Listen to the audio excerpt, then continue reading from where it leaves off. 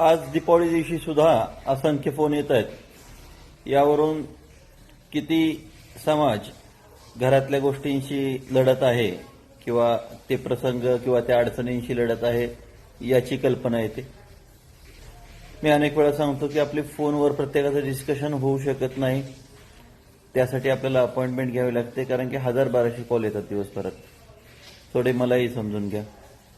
आपल्याला सर्वांना दीपावली अधिक चांगली जाओ, पुढची दिवाळी या अडचणींना मागे टाकून जाओ या शुभकामना।